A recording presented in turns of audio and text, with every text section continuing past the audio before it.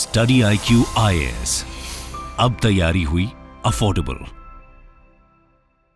Hello, namaskar, namaskara, namaskaram, namaskar. My name is Pooja Dwivedi. Welcome to my class, The Daily Current Affairs, where we will learn significant events of the past 24 hours in such a manner that we ace UPSC 2024. Many of us think we have studied so much, we have garnered and gained so much of information. We almost all have the conceptual clarity, which UPSC tends to ask. But if you do not solve the questions on a daily basis, you may not be able to develop a skill. So in this class, we will learn how to develop skills. I formulate the question from the prism of the UPSC examination, and that is how you're going to get help. Other than this, please do not make any sort of notes because I provide the PDF of it on my Telegram channel, that is by the name of Pooja Dwivedi UPSC. If you have any questions regarding this examination, you can talk to me directly on my Instagram as well. And also, if you're interested in answer writing practice, this is the channel for you as well. Moving on, these are the various events that we have to cover step by step today. First of all, let's answer this practice question. Many of you have answered it correctly. So consider the following countries: Brazil, Germany, Japan. How many of the above countries will reflect in the top economies, top 5 economies by the year 2027 based on their GDP? Whenever we are talking about tracking an economy's trajectory based on the GDP, it is always the real GDP when it comes to IMF. So IMF has made certain projections on the basis of real GDP, and here only we have to answer it correctly. The correct answer will be 2 only. Out of these 3 countries, Japan and Germany will be among the top 5, including India, China and the USA by the year 2027.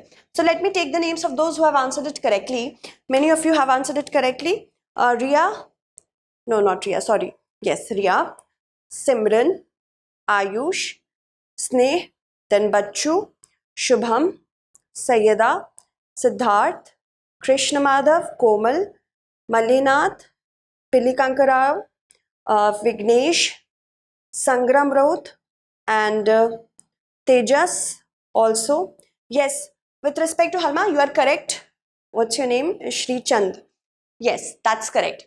It's not just a water conservation practice. Halma is when the tribes meet for any pressing issues, they can talk about it. So it's a practice of Halma. But in yesterday's question, when we talked about matching with respect to art and culture, Halma, from that question's perspective, was water conservation practice, which has been reflected in the gallery of the Rashtrapati Bhavan. Okay, then yes, all of you have answered it correctly. All the best for the next upcoming question as well. So let's try to solve it with the help of the theory. See, at the International Exhibition Convention Center, the Prime Minister has recently said that in his 3rd term, the Indian economy will be in the top 5 at the 3rd place. He also said that when he came to power in 2014, India was the 10th largest economy. And now it's 5th, and by 2027, it is going to be the top 3rd. And as you see, here is 2014 and here is 2027. This is a gap in which India's economy has grew by 83%. We are just 1% behind China for the same year. China grew by 84%. And as you can see, India's rank for 2027 will be 3rd. And also, USA will be 1st, China 2nd, India 3rd, Japan, and then Germany. Alright, moving on to the next part. See, I have already told you about the first point. The USA's GDP increased by 54% in that period of time. Of the 5 countries that India overtook in the 9 years since 2014, UK's total GDP grew by 3%, France's 2%, Russia's 1%, Italy's GDP hasn't grown at all, Brazil's GDP contracted or shrunk by 15%. Moving on, consider the following statements. China issues stapled visa to citizens of India from Arunachal Pradesh for the first time in 2016. Stapled visa doesn't carry a stamp like a normal visa. So which of the statements given above is or are correct? Recently, as a sign of protest, India has withdrawn the entire wushu team that was supposed to go to China for a game. And this is because of the issuing of stapled visa.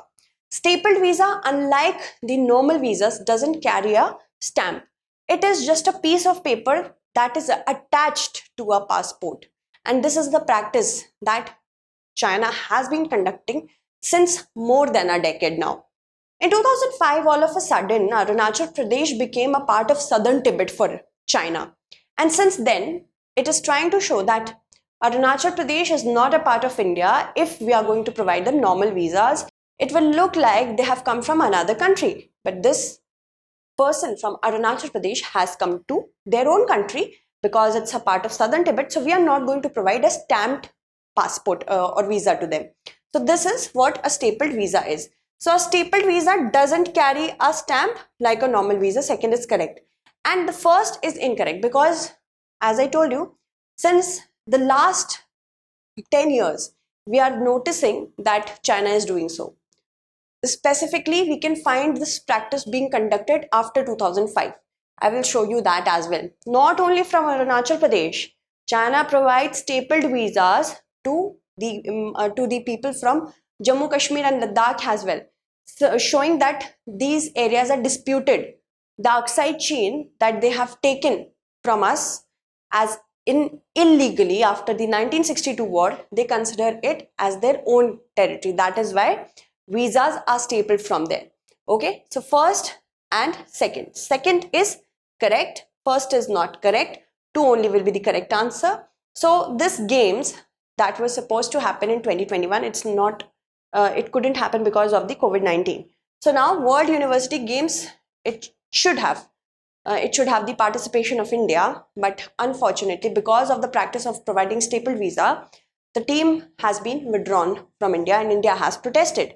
A stapled visa, as you can see, it is beside me. It just consists of a loose leaf that is attached to the visa. It has not been stamped at all.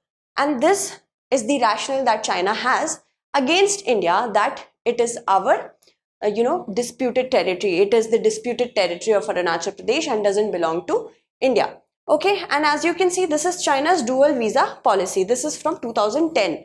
See, it has been provided in a stapled form. And as we know, this McMahon line divides the Tibet region of China from Arunachal Pradesh. There is a proper line here. Still, China thinks that the Tawang region specifically is very important to China. That is why it says the entire Arunachal Pradesh is ours. Earlier it used to say that only Tawang is ours. But now it says that entire Arunachal Pradesh is ours. There are many reasons for it. I will talk about this today itself. Moving on. Consider the following statements. We have to see both the statements and choose the correct answer from these many options. So sulfur-coated urea facilitates a gradual release of nitrogen, thereby enhancing its availability and uptake by crops. Because free nitrogen cannot be used by crops, right? So we need proper facilitation in the form of neem-coated urea and sulfur-coated urea. Sulfur-coated urea is also known as urea gold. Okay, urea gold, and it was launched just last month. And recently it was brought into attention in Sikar, Rajasthan, for urea gold. The urea gold is aimed at preventing the diversion of urea. What does it mean? See, many times agriculture urea is also diverted for industrial usage, and that creates a lot of problem for the government because it's not reaching the correct place, that is to the farmers. So that is why choose the correct answer using the following codes. Both the statements are correct. Statement 1 is the correct explanation. No, neither of these statements are actually related to each other. As in, it's a feature. But when it comes to the explanation part, none of these statements or neither of these statement is explaining each other. So sulfur-coated urea facilitates gradual release of nitrogen is correct. Second is also correct. So both the statements are correct, but neither of the two is an explanation of each other. So option C will be the correct answer. Urea gold is sulfur-coated urea. And it's economically viable, much more viable than the neem-coated urea. Also, it has presence of humic acid that increases the lifespan of the urea, which means not a lot of urea has to be used time and again by the farmers. It takes care of soil deficiency when it comes to sulfur and also reduces input cost for farmers. And it surpasses the existing neem-coated urea. It has provided improved nitrogen use efficiency in plants, reduces the consumption of too much fertilizer, and also enhances crop quality and productivity. Sulfur-coated urea facilitates a gradual release, not all of a sudden that entire nitrogen has been given. It is a gradual release. and it makes sure that the crops are using it at an optimum level. And the inclusion of humic acid extends the lifespan of the fertilizer. So now we see the comparison. 15 kg of urea gold provides comparable benefits to 20 kg of conventional urea. See, then the urea gold is aimed at preventing the diversion of urea, because many times neem coated urea are also agriculture related urea is also used for industrial purposes. So in order to curb this diversion, this move has been taken into consideration. Now the crops require both micro and macro nutrients. In macro, the crops require nitrogen, potassium, sulfur, then we have phosphorus, calcium and magnesium. In micronutrients, the crops need chlorine, boron, also manganese, nickel, molybdenum, zinc, copper and iron. So these are the micronutrients and these are the macronutrients. Sometimes prelims can also ask us what micronutrients and macronutrients are. Okay, moving on. As in which ones of them? Macronutrients should be made available in large quantities. Micronutrients should be made available in the optimum needed quantity. Now consider the following statements. Ahom, Andhro, Rangkas, Singmai, Tolcha are some of the extinct languages in India. Meiteis is the official language of Manipur. In 2018, a report by UNESCO stated that 42 languages in India were heading towards extinction. So, how many statements given above is or are correct? Recently, it was told to the Rajya Sabha that the government is encouraging regional dialects and languages under umbrella program of the National Education Policy, New Education Policy. So that is why this question has been asked. Many of the important languages have disappeared in India, and whenever a language disappears, the knowledge system built around it also disappears. Supposedly, we may have a very good knowledge of rainwater harvesting in some language. But now, if that language is not spoken by many people, the knowledge cannot pass to other people, right? So that is why it is important to take care and conserve and preserve languages. And Ahom, Andhro, Rangka, Singmai, Tolcha, these are the languages from the Himalayan belt which have disappeared in India. So this is correct. Meiteis is the official language of Manipur. This is also correct. And a report came in 2018 by the UNESCO which stated that 42 languages in India are about to get extinct. Okay, so all three are actually correct. So all three will be the correct answer. Let's talk about the census. See, in 1971 census, the government said that any indigenous language that is spoken by less than 10,000 people, it would no longer be included in the list of official languages of India. And India may have lost 220 languages since 1961 because of that. Another 150 languages will disappear over the next 50 years. This is really sad. In 2018, this report was sent by the UNESCO. The speakers of such language are less than 10,000 now. 11th highest extinction of languages has happened from Andaman and Nicobar, that is 11. Then we have 7 from Manipur and 4 from Himachal Pradesh. The extinct languages of Himalayan belt include Ahom, Andhro, Rangkas, Singmai and Tolcha. Consider the following. This is a little boring question, but still it's interesting, as in the question in itself is interesting, but the explanation is a tad boring. Don't get bored. Coal India Limited, Indian Meteorological Department, Indian National Center for Ocean Information System, Earthquake Risk Evaluation Center. So, how many of the above function under Ministry of Earth Sciences? Recently, the Ministry of Earth Sciences has celebrated its 17th Foundation Day. Okay, and that is why this question has been asked. So, Coal India Limited has nothing to do as a unit under the Ministry of Earth Sciences. But Indian Meteorological Department does function under it. Indian National Center for Ocean Information Services does function under it. Earthquake Risk Evaluation Center also. See, some of you must be thinking I haven't read it in any sort of book, but it is available on government websites. Government exam is equal to government websites. If you are just going to go through them by yourself, you will not be able to understand certain things. How can questions be formulated from them? And what information is important? This takes a lot of time. Formulating questions as well as reading things which are actually important for this examination. I can also just put things from here to there. But understanding what is important and what is not is the one thing that you need to understand for this examination. Everybody can read. Everybody can study for 18 hours. This is not something that anyone can't do. What makes you different from others is how you read the information between the lines. So once you start solving question, you will understand how you will read between the lines. Some of the questions become so repetitive that the UPSC wants, now we need to go in depth. We are done with knowing what is the date of the formation of which institute. Now let's talk about some in-depth information, and these are the in-depth information that you will not find it on any website but government website only. Okay, so Coal India Limited, no. IMD, Incois and Earthquake Risk Evaluation Center, yes, they function under the Ministry of Earth Sciences. So 2, 3 and 4, these three are correct. Okay, and the Ministry of Earth Sciences, it takes care of activities related to weather, climate, ocean, then coastal state, hydrology, seismology and natural hazards. So if you find any sort of unit that is related to all these, there is a possibility that it is working under the Ministry of Earth Sciences. The Ministry of Earth Sciences has an aim to explore and harness marine living and non-living resources in sustainable manner for the country. Not only living but also non-living. UPSC can say that only non-living substances can be taken care of by the Ministry of Earth Sciences. No, for living as well. Then to explore the 3 poles of the earth. Which ones? Arctic, Antarctic and the Himalayas. See, the Ministry of Earth Sciences actually got established as the Department of Ocean Development in 1981. And it was an office, it was a department under the Cabinet Secretariat, which of course works under the Prime Minister's office.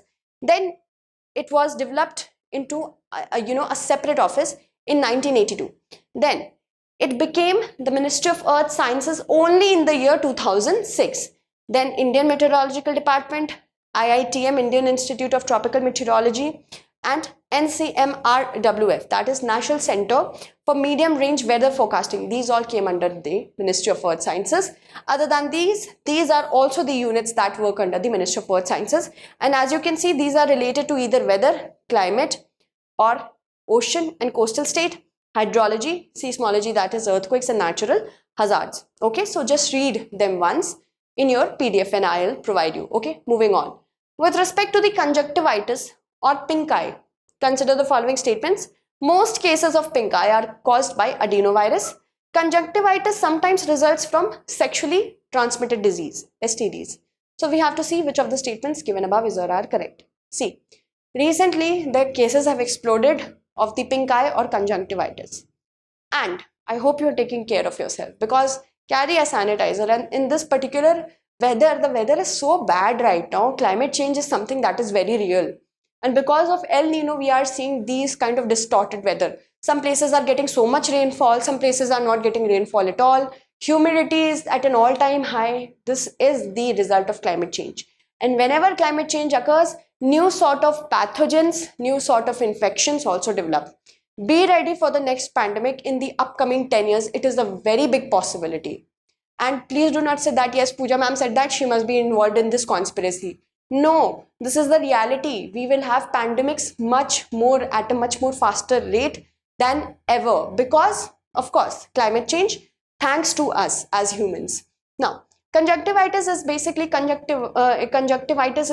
infection of the conjunctiva, and this conjunctiva, we'll talk about that. But yes, most cases is caused by a virus named adenovirus. Bacterial pink eye also occurs, viral also occurs, and if it is possible, then sexually transmitted disease such as chlamydia and gonorrhea can also lead to conjunctivitis. It can pass from mother to baby. Okay, so first is correct, second is also correct. Both 1 and 2 is the correct answer. Both 1 and 2, these statements are correct. And as you can see, conjunctivitis, this is actually a normal eye, and this is clear conjunctiva. It's a clear, not white, clear mucous membrane that takes care, or that puts a sheath in front of the white part of the eye. Okay, and it is to protect our eyes. When conjunctivitis occurs, redness and swelling occurs, opaque discharge happens, clear tearing happens. This is due to viral, opaque discharges due to bacterial, and crusting also occurs, that is also bacterial. And conjunctiva is basically a sheath that protects the eye. the white part of the eye and inside of the eyelids. And when this gets infected, it leads to pink eye. Okay, now let's talk about the viral and different sorts of conjunctivitis. Most often it is caused due to viral or bacterial, less when it comes to STD, but it is still a possibility. It is highly contagious. Whenever cold or cough occurs, respiratory issues occur, this can happen. Allergic conjunctivitis is also there, but it is not infectious in nature, usually not infectious in nature. Viral conjunctivitis, watery discharge is seen during the day and sticky in the morning. Eyelids may become very swollen. Most cases of viral conjunctivitis, they solve within a week by themselves. Bacterial is yellow or green sticky discharge. Eyes are itchy, eyelids may become swollen. Bacterial conjunctivitis are taken care of with the help of antibiotics and also artificial tears. Allergic is due to seasonal changes, pollens, but it's not very infectious. Most of them occur due to the virus, adenovirus, but they can also be caused by other viruses such as herpes simplex virus and varicella zoster virus. Alright, moving on. We have to match the hepatitis and the characteristic it possesses. Hepatitis B, mostly a foodborne illness. Hepatitis C, transmitted through infected blood. Hepatitis E, it is only found in people who are also suffering from hepatitis B. Let us find out the question, not correct pairs we have to see. See, in the first one, that is hepatitis B, it actually is contaminated through infected or contaminated blood, syringes, needle. And it is the hepatitis A, which is mostly a foodborne illness. That means it is transmitted through contaminated food or water. So hepatitis B, this pair is incorrect. Hepatitis C, like hepatitis B, hepatitis C is also transmitted through infected blood. So second is correct. And hepatitis D is actually caused in those people who are infected with hepatitis B and not hepatitis E. Hepatitis E is mostly found in the stools of infected people. Okay, so second is only correct. First and third are not correct. 2 only will be the correct answer. Today we have the World Hepatitis Day, and that means we need to take care of our liver, and it is celebrated on 28th of July every year to raise awareness about viral hepatitis. We have 5 known types of hepatitis: A, B, C, D, and E. There are global efforts to prioritize in curbing hepatitis B, C, and D. These are chronic ones. Chronic as in they can cause lifelong illness related to your liver, even liver cancer and cirrhosis. Also, it culminates in over 1 million deaths per year due to cirrhosis and liver cancer. Moving on, hepatitis A is a foodborne illness, but it resolves itself within 6 months and it is least likely to damage the liver. Hepatitis B is due to contaminated blood, exposure to contaminated blood, needles, syringes, or even bodily fluids from mother to baby as well. It is a chronic disorder. That means it can cause liver cancer or cirrhosis. Hepatitis C is only transmitted through infected blood or from mother to newborn during childbirth. Okay. Also, hepatitis D is found only in those people who are infected with hepatitis B. And hepatitis E is more common in Africa, Asia, and South America, specifically in the stools of infected patients. Okay. And now we have a practice question that you need to solve for the upcoming class. Comment it in the comment segment and I will take up your names in the upcoming class. Okay. With respect to the National Mission for Clean Ganga, consider the following statements. It is listed as a society under the Societies Registration Act of 1860. It is the implementation arm of the National Ganga River Basin Authority, and the PM is the chair of the National Mission for Clean Ganga.